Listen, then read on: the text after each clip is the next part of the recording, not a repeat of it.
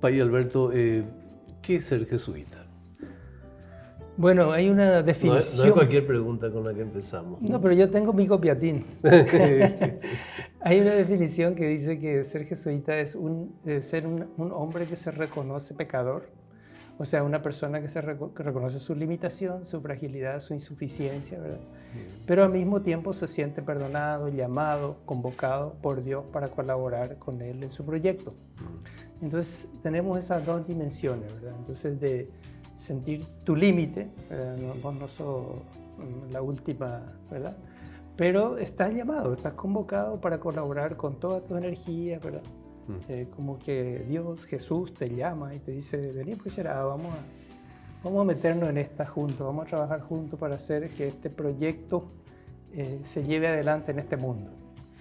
Entonces, que siempre me parece curioso el hecho de, curioso o ricamente histórico, digamos, el hecho de la fundación del mundo jesuita a partir de una inspiración así tan basada en la disciplina, en el militar digamos, y finalmente se proyecta hoy como una mirada lo más plural que existe prácticamente en el mundo de la iglesia. ¿Cómo se han dado esos? No te pido que me cuentes toda la historia, no, sino va a ser difícil. ¿Cuál es hoy el jesuitismo en el mundo, te parece? Bueno, en realidad la compañía nace como muy abierta a toda la realidad del mundo, ¿verdad? Y desde el principio, no sé, Francisco Javier va a la India, otros van a la África, otros vienen a América, en vida de San Ignacio todavía, ¿verdad? O sea, hay una visión muy amplia de la vocación de la Compañía de Jesús, ¿verdad? Y esa vocación es como una vocación universal, muy abierta. O sea, nosotros no tenemos un tipo de tarea de decir, bueno, los jesuitas hacen esto. Los jesuitas podemos hacer de todo, ¿verdad? De acuerdo a lo que veamos que es necesario en un momento determinado, ¿verdad? Para servir a ese proyecto de Dios, hacerlo real en el mundo, ¿verdad? Tienes razón.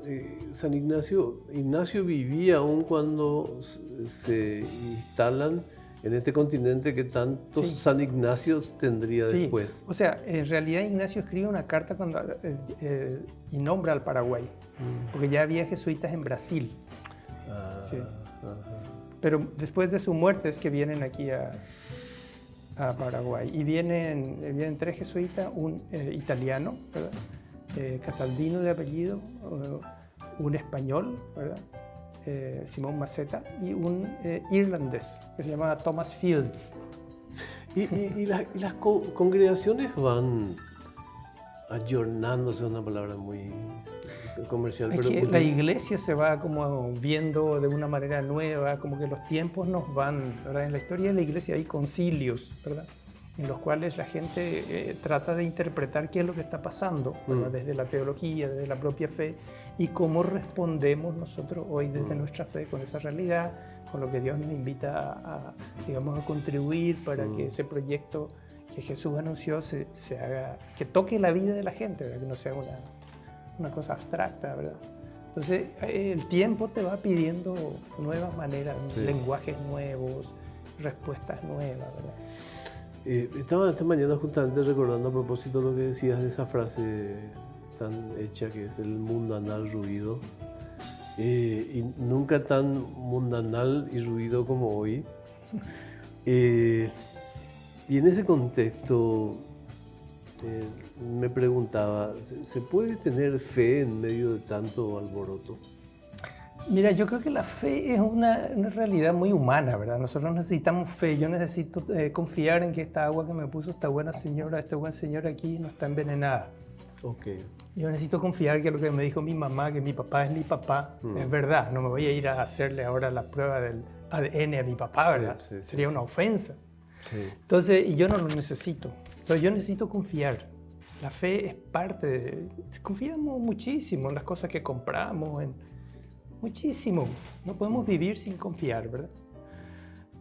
Ahora, otra cosa es la fe en la trascendencia, ¿verdad?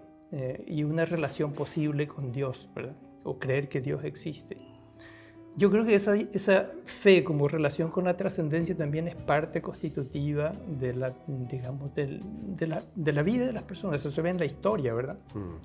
O sea, miles de millares de billones de personas han buscado, ¿verdad? Una relación con esa trascendencia, ¿verdad? A la que llaman Dios, se llaman de distintas maneras, ¿verdad? Entonces, a veces la crisis de fe es, bueno, yo no creo más en la iglesia, no creo en Jesús, pero me oriento hacia otro modo de darle un sentido a mi vida, de buscar algo que esté más allá de mí, ¿verdad? Que me ayude a entender, es decir, en medio del mundanal ruido, como decías vos, bueno, darle un orden, un sentido a mi vida, ¿verdad? Entonces, a lo mejor no es Jesús, a lo mejor no es la Iglesia Católica, a lo mejor es otro tipo de experiencias filosóficas, religiosas, ¿verdad? Espirituales, que me inspiran, ¿verdad? Que me ayudan a encontrar un sentido. Bueno, entonces, sí. Ahora, el camino que ha tenido la civilización, los avances, la educación también, ha generado una especie de versus entre, que desde siempre, pero con más fuerza aún, entre la razón y la creencia, digamos, ¿verdad? Eso interpela permanentemente, supongo, a la iglesia y a las personas que trabajan en ella. Y sí, o sea que la razón también es constitutiva de nuestra condición humana, ¿verdad? O sea, entender las cosas. Entonces, a veces se opone como fe y razón, ¿verdad? Entonces, lo que pasa es que a veces nos quedamos con... Es decir, un católico que fue al catecismo cuando tenía 7, 8 años, ¿verdad? Y ahora es un universitario, un intelectual. Claro que le queda chico eso que aprendió ahí, ¿verdad? Lo que no significa que los contenidos de la fe no sean capaces de responder a sus preguntas. Lo que pasa es que él se quedó con ese zapatito que ya le aprieta. Entonces no puede caminar con eso, no le sirve. El hecho que se haya quedado con ese zapatito que le aprieta, ¿es una falla de esa persona o fue una falta de acompañamiento de toda la estructura? No sé, yo no quiero buscar el culpable, pero a veces puede ser que nosotros también nos sepamos acompañar. O capaz que no sea, enfoco mal, ¿no? Capaz que no sea falta de acompañamiento, capaz que sea la ausencia adecuada de estrategias para acompañar el proceso. Posiblemente, ¿verdad? Posiblemente es que no hay capacidad de una acción pastoral, ¿verdad? Que acompañe los procesos, ¿verdad? Profesionales, intelectuales, familiares, ¿verdad? A distintos niveles de las personas, ¿verdad? Entonces... De hecho, lo que digo tampoco es fácil, o sea, no podemos pensar en un proceso que sea académico o en las fórmulas que conocemos de escuela primaria. Yo creo que se intenta, ¿verdad? Se intenta, las universidades dan, no sé, incluyen teología en sus programas y eso, ¿verdad? Pero a veces es una cuestión nocional, ¿verdad? Entonces, porque el tema de la experiencia de la fe cristiana también no es solamente una cuestión intelectual y racional, también lo es. O sea, no necesariamente se opone lo racional con la fe, ¿verdad? Se complementa, ¿verdad? De hecho, la teología es, ¿verdad? La razón buscando entender la fe. Entonces, eso es la reflexión teológica, busca entender, ¿verdad? Sí. No se puede explicar todo, ¿verdad? Pero se puede darle un sentido razonable, ¿verdad? Hay márgenes de confianza, ¿verdad? Entonces, el tema de la fe cristiana también incluye una relación, no es solamente una cuestión nocional de contenidos, sino una relación que yo vivo, ¿verdad? Una relación personal. ¿Y estás satisfecho? ¿Crees que se puede hacer más en esto de que la Iglesia esté mirando al futuro, Alberto? En todos estos desafíos, fundamentalmente la evangelización. Y mira, no sé, o sea que de repente puede ser que nos quedemos cortos en muchos campos, ¿verdad? O sea que hay intentos, ¿verdad? Hay grupos de personas, movimientos que tienen un nivel de reflexión con un mayor contenido, ¿verdad? No digo solamente curas o religiosas, ¿verdad? Comunidades. Sino también comunidades de laicos, así que buscan, leen, investigan, reflexionan, se forman, ¿verdad? Con un sentido más profundo. Pero también, claro, como la iglesia es tan diversa, ¿verdad? O sea, hay gente a la que no necesita tanta explicación. Porque las personas son diversas también. Y sí, o sea, entonces no le vaya a enseñar allá filosofía de la existencia, sino porque no lo necesita, ¿verdad? Está bien, así yo me quedo con lo que creo y me basta, me alcanza, ¿verdad? Entonces... O sea, no hay una tensión tipo, tengo que hacerte creer en Dios como una cuestión que te quita el sueño. Es que no se puede. O sea, yo no tengo que hacerte creer en Dios. O sea, yo te puedo... Eso sería como... ¿Lo conoces a Ricardo Ceballos? Proselitismo, ¿verdad? Un jesuita boliviano, Ricardo Ceballos se llama. No. Él decía una frase que a mí me fascinó, decía, deja que Dios crea en ti. Y era como el centro de su discurso durante toda la temporada que compartimos. Que Dios crea en vos. Deja que Dios, o sea, no te Claro. claro. Lo bueno es que Dios cree en vos y te quiere así como sos. Uh-huh. Yo a veces no me quiero así como soy. Quiero ser diferente en muchos aspectos de mi persona. Pero Dios no es tan exigente conmigo. Eso creo yo. Tengo muchas ganas de preguntarte cómo lo sabes, pero no quiero someterte. Estamos en pleno diciembre, muy agitado. ¿Cómo lo sabes? A ver, no te entendí. ¿Cómo sabes que Dios cree en mí? Bueno, es mi vivencia personal, ¿verdad? O sea, yo a lo largo de... Bueno, yo llevo mucho tiempo como jesuita, ¿verdad? En algún momento de mi vida yo tuve una experiencia espiritual, ¿verdad? Que yo identifiqué con Dios, ¿verdad? Y me metí en una búsqueda, en un camino, en los grupos juveniles de mi parroquia. Fui haciendo retiro, y entonces yo fui sintiendo como que me inclinaba, ¿verdad?, a una vocación religiosa, y entré al noviciado, me hice religioso, y yo no me arrepiento de eso, ¿verdad? O sea, yo me siento que estoy en mi lugar, ¿verdad? Y que estoy contento con lo que hago, con lo que soy. Entonces, yo como voy sintiendo eso, ¿verdad? Es la experiencia de mi oración, de la escucha de la palabra, de encontrarme con las personas y poder sentir que les puedo ayudar, ¿verdad? Y que las otras personas también sintonizan con lo que yo vivo, que les hace sentido, yo puedo aportar, ¿verdad? Entonces, es decir... Eso que te decía en tono de ironía, esto de tenés que creer en... Es realmente interesante analizarlo desde ahí porque finalmente la Iglesia no tiene una fijación temática en términos de su misión es esta, sino en realidad en el fondo es construir una comunidad, ¿no? Claro, su misión es anunciar el mensaje de Jesús, ¿verdad? Lo que llamamos el Evangelio, ¿verdad? Pero ese anuncio tiene muchas dimensiones, ¿verdad?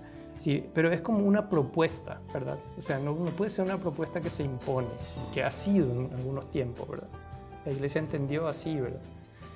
Ahora yo estuve en Roma hace poco, ahí en la Basílica de San Pedro abajo, hay un mosaico en una de las capillitas, ahí donde están enterrados los papas, que dice en latín, ¿verdad? Dice, si quitas la libertad, quitas la dignidad. O sea, no se puede imponer la fe. Es potente, sí. Y caramba, pensar nada más en aquel Jesús caminando con sus amigos y qué proeza, ¿no? Qué proeza, digo, la evangelización desde su arranque, qué proeza todo lo que vino después y qué proeza enfrentarse a un mundo que está devorado por el ruido hoy. Tratando de evangelizar, ¿no? Sí. Yo desde mi fe, ¿verdad? Interpreto como, yo creo que Jesús, desde mi fe, ¿verdad? Es Dios encarnado, ¿verdad? Pero encarnado de verdad, no de guaú, ¿verdad? No disfrazado de persona, sino realmente asumiendo nuestra condición con todos sus límites y sus posibilidades, ¿verdad? Y desde su pequeñez, porque él era un judío marginal, vivía en un pueblito perdido allá, ¿verdad? En Galilea, ¿verdad? Ni siquiera en Jerusalén, en Belén, ¿verdad?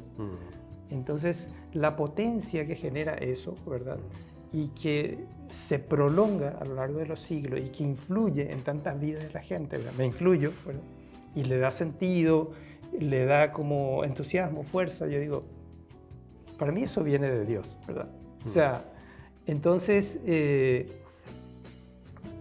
se metió en la vida de la gente, ¿verdad? Entonces, yo no encuentro oposición, ¿verdad?, entre lo mundanal, ¿verdad?, y lo religioso, no como dos cosas apartes, ¿verdad?, sino que nosotros tenemos que digamos, entrar en la realidad, ¿verdad? Y desde la fe como la sal. Jesús usa esa expresión, ¿verdad? Sí. Y a mí me gusta porque es una expresión pequeña también, ¿verdad? Sí, un granito. Él usa la sal que se pone en la comida para dar sabor. Entonces no es la comida, ¿verdad? Sino que es la sal, se diluye en la comida. Pero le da sabor, le da sentido, aporta esperanza, aporta confianza, aporta sentido de comunidad, compromiso, ¿verdad? ¿Cuál es tu pasaje favorito del Evangelio y de la vida de Jesús? Hay un pasaje que a mí me dice mucho, ¿verdad? Porque yo en realidad soy una persona un poco... ¿Te animas a explicarnos en guaraní? Icatú. Bueno, justamente porque yo... oikoa de cuenda yera cae. Pete y caraí y poataba. Y poataba, sheisha ya, la mano derecha. Sí. Oí la tupaope, amón juguape. Entonces, ¿y qué es Jesús? Pete y sábado. Entonces, ¿qué? Porque la hipono y por ahí, no y por ahí. Entonces, pete y tapicha, no y por ahí va en yande yarando hui. Entonces Jesús se hizo eyu, eñemoim betepe, ahí pisolan de po. Entonces, esa expresión, ¿verdad? Que eso que le dice Jesús a una persona que está allá en el fondo, tirado, ¿verdad? No solamente marginado, sino que dendere vale, nenan de yay, dendere y que neren b. A ese, ¿verdad? Delante de toda la gente, le dice vení. Sí. Y desafiando, ¿verdad?, a la gente. Le dice, vení, ponete aquí en el medio, aquí en el medio de todos, y extendé tu mano. Y era su mano derecha, la mano del poder de Dios. Su mano derecha. Entonces, hacé lo que tenés que hacer por aquí delante de todos. Ella polan de arte. Ella polan de ricoa, erela, ereba, era. Aquí en el medio, no te vayas a esconder. Eso es fantástico. Impresionante. Eso es fantástico. No, porque además voy a usar una frase que no es peyorativa, es técnica, todo el discurso, digamos, de Jesús estaba muy signado por la instalación de otro relato en relación al relato vigente. Era otra versión. En la dictadura se entendía mal la expresión, era la subversión, era otra expresión, ¿no? Sí. Y eso, quizás ahí está la parte más aleccionadora de su vida, ¿no? Yo creo que Jesús en realidad era un judío muy, muy convencido de su fe, ¿verdad? Y él, en realidad, él esperaba que su pueblo le aceptara, ¿verdad? Y sufre mucho, él llora cuando llega a Jerusalén y siente que le rechazan, llora, está en el texto del Evangelio. Y usa una expresión muy linda, yo quise reunirte como la gallina junta sus pollitos bajo su ala, pero no quisisteis. Y llora, ¿verdad? ¿Cómo voy a hacer? Entonces, él quería mucho a su pueblo. Y yo creo que hasta el final de su vida él pensó, ¿verdad?, ahí en Jerusalén, que la gente iba a aceptar el mensaje que él traía. O sea, en un sentido, él fracasó, ¿verdad? Por eso que en la cruz dice, ¿por qué me has abandonado? Pero vaya que exitoso fracaso, ¿no? Y sí, pero él muere, yo creo, con un dolor muy grande. Entrega la vida, ¿verdad? Pero, claro, finalmente la vida terrenal es demasiado breve para ver las cosechas también, ¿no? Y sí. En todas nuestras vidas. Claro. ¿No? Sí. Y nosotros sin embargo, no queremos sembrar para mediano ni largo plazo, ¿no? Ya no es pero nosotros en realidad, sí, eso es muy importante, eso que estás diciendo, porque hoy tenemos un tema muy fuerte, ¿verdad?, que es el tema del cuidado del planeta. O sea, nosotros tenemos que cuidar esto para lo que le vamos a dejar a los otros. Ese es un desafío muy grande para nosotros hoy, ¿verdad? Es una de las cosas sí que que bueno, hay que tener esperanza. El Papa escribió ahora Laudate Deum, se llama la segunda parte de Laudato Si, ¿verdad? Y en parte por lo de Dubái ahora, ¿verdad?, que está aconteciendo. Y el Papa yo creo que no es ingenuo, dice que es difícil esperar, ¿verdad?, cuando en Dubái, que es el centro, ¿verdad?, de la producción de los ¿cómo se llama?, combustibles fósiles, y su riqueza está construida sobre eso. Vamos a proponer algo radical. la aguará oñangarecota la areguazura. Claro. Entonces, pero él plantea con esperanza, ¿verdad? Ese hecho. O sea, confía. O puede tener la fuerza de la paradoja también, ¿verdad? O sea, a mí me llamó poderosamente la atención eso, porque yo estaba un poco más escéptico, pero sentí que él en su carta, y él se iba a ir, pero se enfermó, ¿verdad? No dije a los médicos que no se vaya. Entonces, la esperanza pues es eso. La esperanza pues es pequeña, porque si vos tenés evidencia o signos de que va a pasar, ya no tenés esperanza. Ya oímos. Sí. Entonces, la esperanza pues, su naturaleza es ser pequeña, ¿verdad? Es el último pedacito allá, ¿verdad? Pero que te hace levantarte, que te hace luchar, ¿verdad? Hasta el final, ¿verdad? ¿Cómo te llevas con esta alianza, este ser tan compinche del guaraní dentro de tu tarea pastoral? Bien, o sea, yo estando allá en Chile, formé un equipo para crear una página web de servicios en guaraní. Yo tengo un programita diario que se llama Ñajendú Jesús Ñe. Leo el Evangelio del día en comentarios, 5 minutos. Está en YouTube, andamos por WhatsApp. Leo el Evangelio en guaraní y hago un comentario, todo en guaraní, 4:30, 5 minutos. Y después hacemos un guión dominical también, que mandamos a las parroquias, a las capillas, para las misas, celebraciones. Entonces, crecimos bastante en estos últimos, son 4 años hace que yo empecé eso en Chile, ¿verdad? Tenía más tiempo. Claro. Y ahora sigo con eso, ¿verdad? ¿Cuánto es de cuna y cuánto aprendiste trabajando, estudiando? Mira, yo en realidad cuando me di cuenta ya era bilingüe, o sea, añema guaraní. Yo soy cazapeño. Yo nací en un pueblito que no tenía luz eléctrica, no tenía teléfono, no tenía agua corriente. ¿Qué más no tenía? No tenía pavimento en las calles. Cuando yo tenía 6 años, salimos de ahí. Vinimos a Villarrica y después acá. Pero yo le tomé mucho cariño a guaraní porque en las vacaciones me iba al campo. Sí. Me gusta mucho el campo. Y la verdad que yo no estudié guaraní porque en mi tiempo no se estudiaba guaraní en la escuela. Nosotros no estudiamos guaraní. Sí. Pero ya hay muy estudiado. Al contrario, se aborrecía el guaraní. Pero esa cosa de lengua prohibida le ayudó mucho también, ¿no? Prohibida quizás sea muy fuerte la expresión, pero sí, de alguna manera, ¿no? En muchas familias de clase media, media alta. Y al final salías a la calle y terminabas. Yo veo, en mi familia veo que el guaraní se está perdiendo en una generación. O sea, todos nosotros, mis hermanos, podemos hablar en guaraní. Se van a enojar conmigo porque estoy diciendo esto. Pero le pasa a muchos, ¿verdad? O sea, veo mucha gente que los dos son guaraní parlantes y no le hablan en guaraní a sus hijos. No sé qué pasa, ¿verdad? Entonces, en una generación se está perdiendo el guaraní. Creo que es algo más urbano. Sí, ¿verdad? es más urbano. Pero yo, en realidad, adquirí fluidez en el guaraní en 7 años que estuve en Paraguarí y Escobar. Puede que tenga que ver con ya que estamos en un análisis pseudoacadémico, puede que tenga que ver con la ausencia de la constitución de comunidades en la calle, de chicos vecinos y compañía, porque nada, hay una mayor introspección, digamos, en la niñez, ¿no? Puede ser también. Lo que pasa es que el guaraní en general está bastante más vinculado a la vida del campo. Sí. Entonces tenemos que dar un paso hacia el guaraní urbano.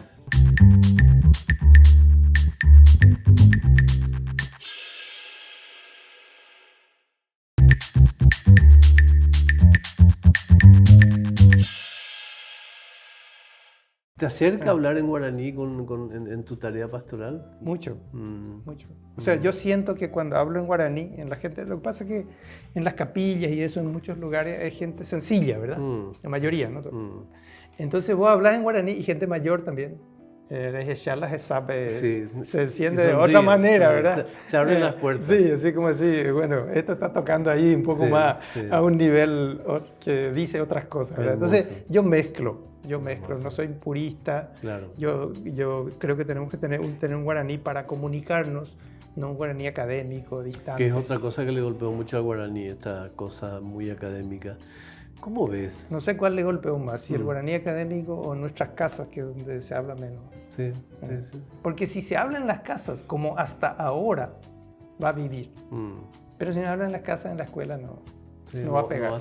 Desde la escuela no va a pegar. Yo nunca hubiera aprendido si fuera por la escuela, exactamente, digamos, ¿no? ¿Cómo está la cosecha de vocaciones hoy en día en la iglesia? ¿Cómo ves eso? Bueno, en términos futbolísticos, ¿cómo están las juveniles? No llueve, pero gotea. O sea, hay jóvenes que están entrando, ¿verdad? Menos que antes. Pero hay jóvenes. O sea, yo en los jesuitas soy encargado de acompañar a los estudiantes, ¿verdad? Ahora mismo hay como unos 15, 16 jóvenes, ¿verdad? Que en distintas etapas de formación que yo estoy acompañando, ¿verdad? Me toca visitarles, hablar con ellos, ayudarles. Ahora estoy organizando las vacaciones que vamos a tener con ellos, ¿verdad? Porque vienen de distintos lugares, no están todos aquí en Paraguay. Entonces, sí, hay jóvenes. Somos menos. Hay menos vocaciones, ¿verdad? Hay una cosa menos masiva. O sea, digamos que la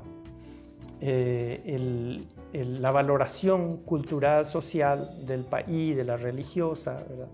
Es menor, ¿verdad?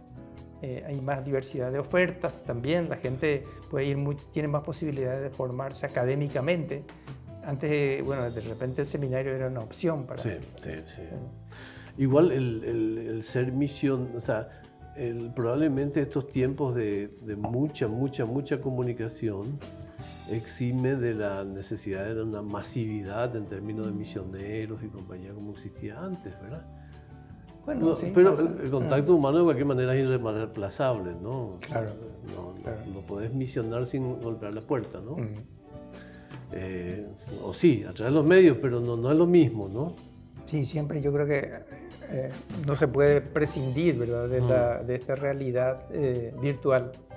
Por la pandemia nos obligó, ¿verdad? Sí.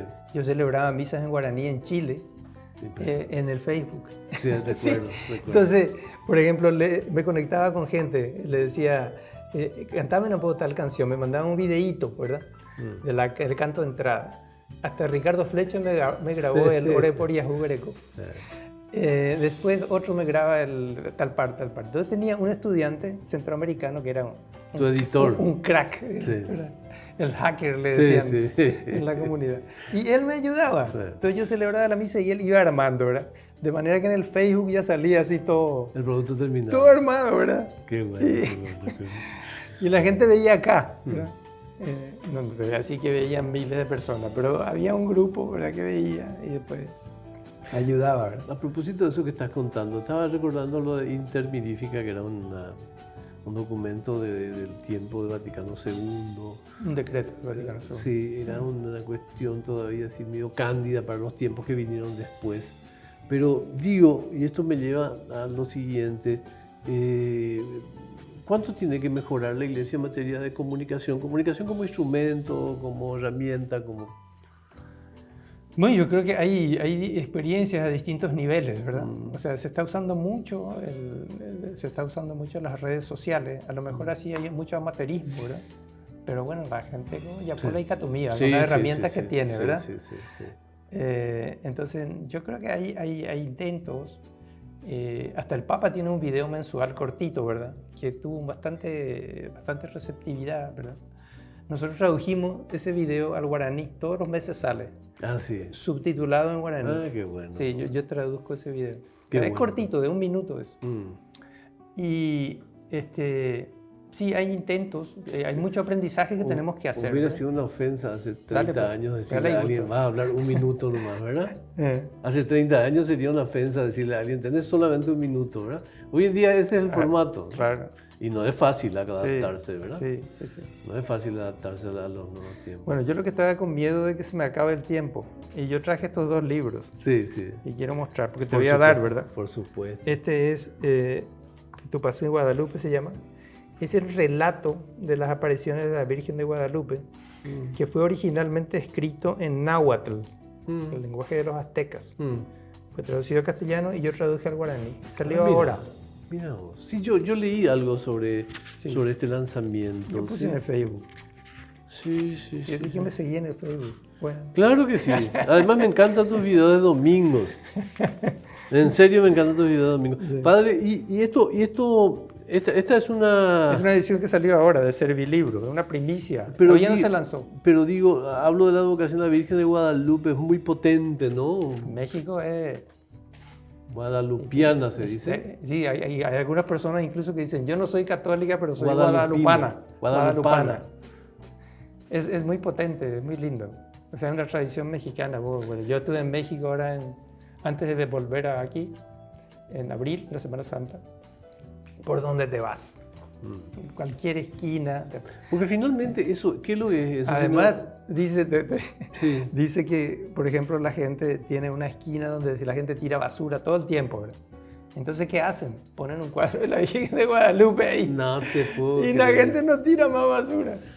Pero digo, cuando uno habla de estas experiencias como México y otros países, finalmente es lo que representa para cada cultura. Sí. Eso es lo importante, digamos, porque no sé, en algún momento se trató un poco de, no se trató, hubo una especie de separar lo muy popular de la puridad de lo que es la religión y compañía, pero finalmente siempre nos encontramos con lo mismo, la cultura es la que marca, ¿no? Sí, pues yo, en realidad, últimamente yo creo que en la Iglesia Católica también se está pasando, antes se llamaba como religiosidad popular, como una Sí. especie de, bueno, Sí. un segundo... Era una especie de religiosidad popular versus Sí, culto una oficial. religión culta, ¿verdad? O sea, el alto clero y el bajo clero, ¿verdad? No. O sea, hoy el Papa valora mucho este tema de se llama religión del pueblo, le llama él, ¿verdad? O sea, cómo la gente vive su relación con Dios. Y yo creo que eso es muy, muy elástico. Claro, claro. O sea, depende de cada persona. O sea, a una persona tiene una expresión, no sé, que puede encender una vela, hacer una peregrinación, que puede ser algo muy profundo para él, pero el otro no le...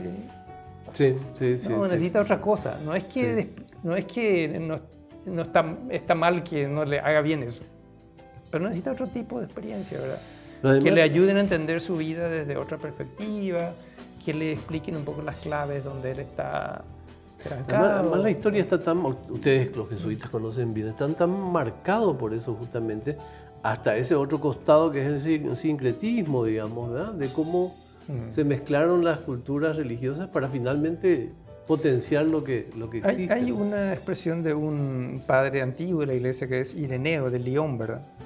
Que dice que las semillas del verbo están en todas las culturas. O sea que lo que él dice es que cuando vos te vas a un lugar a hablarle de Dios, Dios llegó antes que vos, viejo.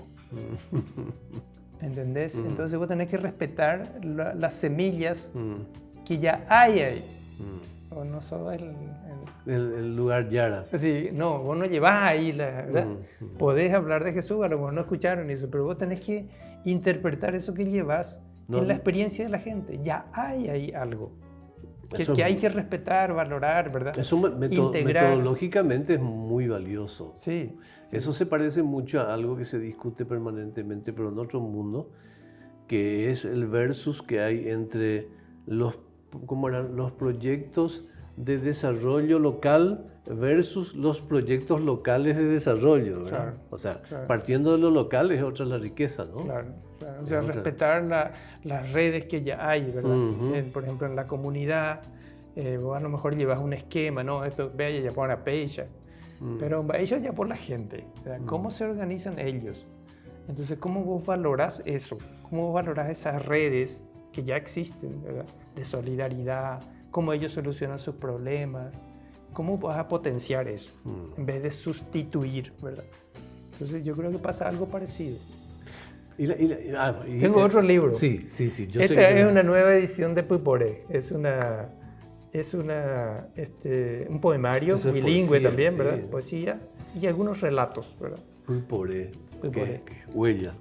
Entonces, un regalito. Después te Ah, voy a no, pues escribir la dedicatoria. además, o sea, yo te tenía también, no, ya empezaste, no es que empezaste, escribías también en guaraní. No, acá lo primero, veo. eso está escrito primero en guaraní y traducido al castellano. Ah, mira, toda obra tuya, la Sí, traducción sí, y el... sí. Este está escrito bueno, originalmente en náhuatl, la leyenda de la Virgen de Guadalupe.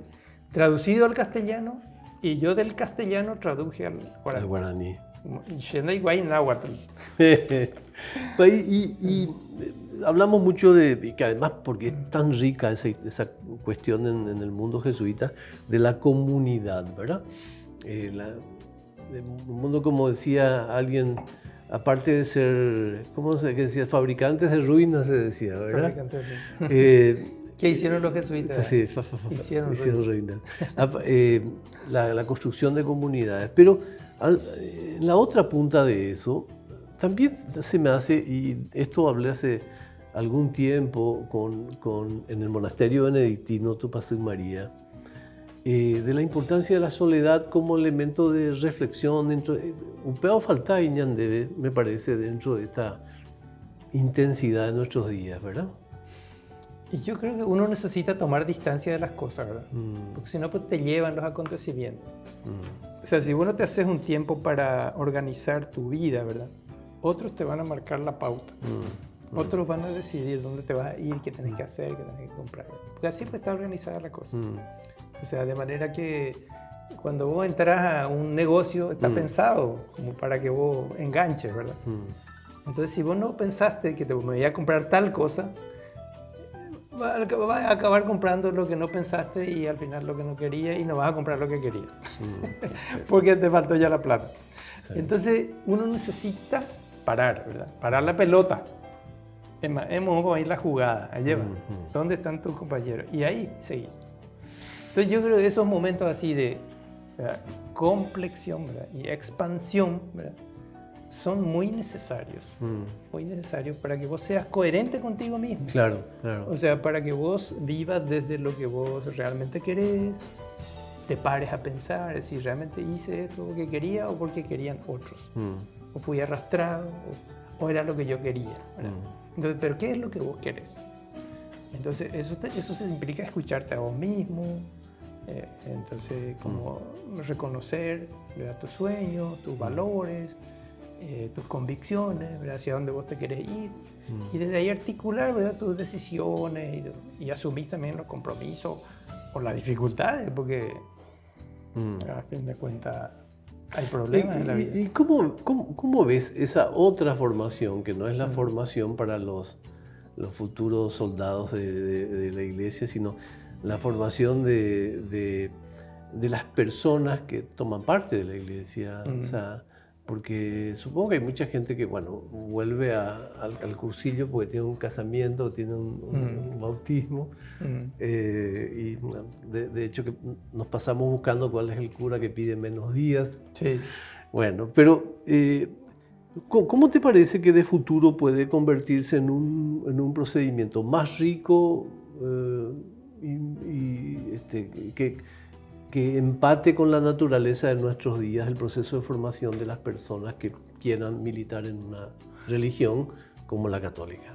Yo creo que pasa por la motivación, motivar a las personas a que ofrecerles, ¿verdad?, si la ayuda que ellos están necesitando en el momento determinado o lo que ellos quieren o están buscando, necesitan, ¿verdad? Y después acompañar esos procesos, ¿verdad? Pero tiene que ser ofrecer, ¿verdad?, y como esperar. Que la persona se enganche si quiere, y que haga camino desde ahí. Bueno, a lo mejor por el camino se va a bajar porque no era lo que quería, no llena sus expectativas, no le satisface, otros sí van a seguir. Tampoco, como decíamos, tenemos que pretender que vamos a poder responder con una propuesta a todas las expectativas, ¿verdad? A lo mejor esa persona no se engancha con esta propuesta, a lo mejor se engancha con otra, le va mejor otra. A lo mejor esta espiritualidad no le calza, le ayuda más otro. A lo mejor es más festivo, quiere ser pentecostal, carismático, ¿verdad? Okay. Y otro no, es más racional, necesita una reflexión, necesita otro tipo, ¿verdad?, de enfoque comprender sus cosas, su vida, ¿verdad? En el fondo no pasa también, pregunto, que nosotros no queremos dejar de creer en un Dios, porque de alguna manera es una especie, discúlpame la ironía, una especie de seguro de vida, digamos, o de sobrevida, y la religión se convierte en una especie de ¿a qué club voy a integrar para cumplir con este objetivo, digamos? No, puede ser también que digamos que la religión se convierta en una especie de formulismo, digamos, tradición. Si yo lo hago así porque siempre se hizo así, voy a seguir siendo porque mis padres, mis abuelos eran. Pero sí, yo creo que tiene que ir basándose más en no digo en la convicción racional, ¿verdad? Sino que en la propia experiencia, ¿verdad? O sea, a mí me hace sentido, ¿verdad? A mí me ayuda, ¿sí? A mí me orienta, a mí me sirve. Y yo encuentro un lugar en este modo de vida, en esta propuesta. Claro. Entonces, me engancho, ¿verdad? Y una vez que yo creo que las personas tienen esa experiencia, ¿verdad? Son capaces también de compartirla con otros, ¿verdad? Porque en realidad lo que compartimos es lo que nos gusta, lo que nos hace bien, lo que nos entusiasma, eso es lo que compartimos. Sí. Ahora, si no llegamos a ese punto, bueno, se va a quedar así como por arriba. Totalmente. ¿Qué temores, y después te voy a preguntar qué esperanzas, pero qué temores tenés, digamos, al respecto del presente, del futuro, y qué esperanzas también para Danila Iba y antes? Bueno, los temores tienen que ver un poco con el futuro, así de nuestra realidad, a veces muy polarizada, ¿verdad? Social, política, económicamente, en grupos cada vez más distantes, ¿verdad? Más segmentados, a veces más enfrentados, ¿verdad? Y la polarización en el sentido de que no se establezcan canales de encuentro y de diálogo, ¿verdad? La exclusión, ¿verdad? Entonces yo soy de tal grupo y estos no tienen nada que decirme a mí, ¿verdad?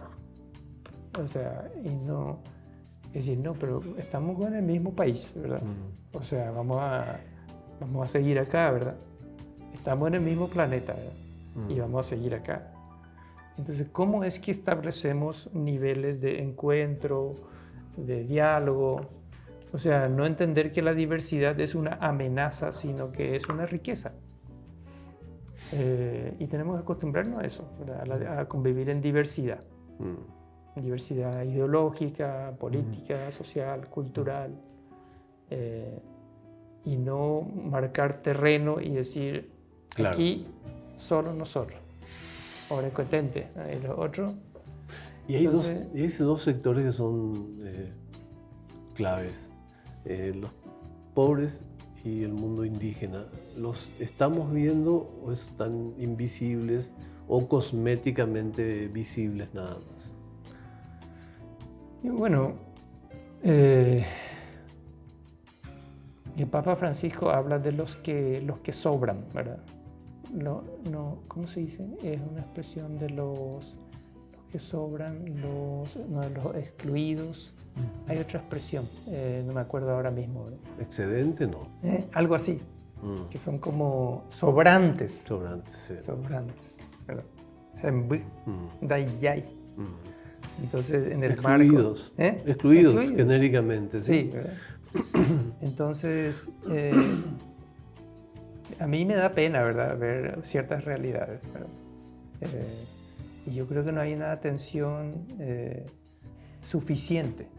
Hay, sí, algunas cosas que se hacen, ¿verdad?, pero no alcanza para el conjunto.